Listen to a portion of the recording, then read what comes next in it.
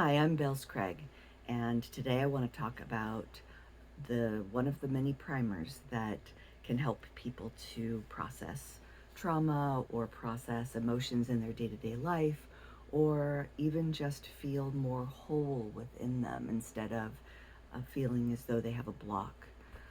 Uh, One of the many primer tools is the idea of creating a friendship between our rational self and our emotional self.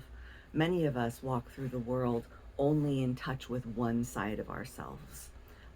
Perhaps person A is incredibly rational and doesn't really check in with their emotions, and then eventually might blow up, yell at somebody, or behave in a way that's outside of their norm because their norm is to be this calm, cool, rational self. Person B perhaps is somebody who is very impassioned and lives moment to moment based on how they are feeling emotionally. And perhaps they might uh, do something in a work situation that made them get into trouble for not being the calm and rational person that they needed to be in that situation. So, being able to create a conduit between our emotional self and our rational mind can really help to um, bring down the emotional turbulence, and but also reduce the amount of blowups or breakdowns that we might have in life when things get very stressful, very overwhelming, or perhaps there's a death in the family or someone loses their job, etc. So, how does one create this conduit between their rational mind and their emotional mind?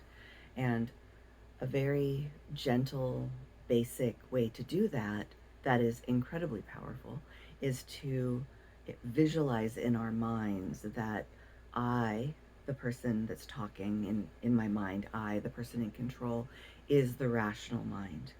And the person that's inside of us that is our emotional self is perhaps some younger visage of us, perhaps when we were between 8 to 12 years old. Um, if we have gender dysphoria, then correct for gender as you are envisioning yourself between the ages of 8 to 12. So be very comfortable with this idea, this younger version of yourself that encapsulates the emotions. So, multiple times a day, we can close our eyes or not, depending on how comfortable we feel. And in that moment, connect with our emotional self. Say, I am me, I'm the rational person, I'm the person getting the work done at the job, I'm the person talking when I'm deciding what to order for dinner that night, or what am I going to get at the grocery store so that I can make dinner. That part of us is the in the now, the rational part. And the past, the trauma, or even 30 seconds ago, just in our day to day, is our emotional self. So, our history, any part of our history, is our emotional self.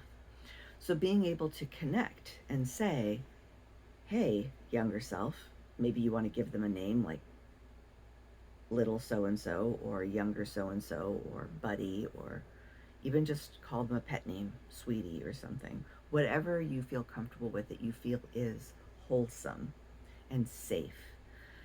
So, you can talk to that part of yourself and you can say things like, hey, I see that I feel a little anxious right now, but I'm not the emotional self. My younger self is. So, younger self, what are you feeling anxious about right now? And in that moment, you can say to your younger self, you know what, I'm here for you. And I know this thing is really scary and your feelings are valid. And we're going to work on it. We're going to try to get this to be a situation where it's not so scary and you don't feel so anxious. So you can be very kind and supportive to this emotional part of yourself. And it creates the bridge. Now, at first, it might seem very silly. It might seem incongruent with how people um, move through the world. The thing is that we don't know what people are doing inside their mind. We don't know if somebody is talking themselves out of a sense of dread or out of a sense of anxiety unless they exhibit those feelings outward. So, what is normal? Well, what's normal is to be able to see that we have two parts of ourselves. We have this rational part and we have this emotional part, and any way that we can build a bridge between those two things is normal. So, is this tool the best tool? I'm not saying it's the best tool. It's just a tool. It's a tool, and it works. It definitely works.